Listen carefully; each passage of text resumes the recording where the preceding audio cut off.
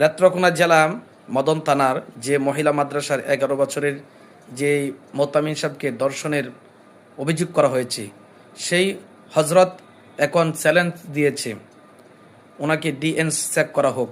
হলুদ মিডিয়ার যারা ছিলেন আপনারা, এখন আপনারা ফালে চ্যালেঞ্জ করেন, ওনার সাথে চুক্তি করেন। যদি আপনাদের এতই ভিডিও ইউটিউবে ফেসবুকে ছাড়ার ভিউ কামানোর ইনকাম করার জন্য শখ থাকে, তাহলে ওনার চ্যালেঞ্জগুলো এখন আপনারা করেন, সাকসেস করেন।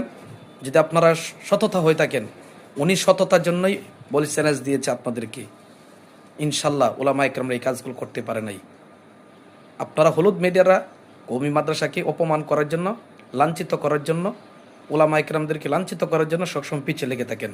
আল্লাহ তাআলা আপনাদের সকলকে হেদায়েত দান করুক এবং এই মদন থানার মোতামিন সাহেব বিজয়ী হবে ইনশাআল্লাহ।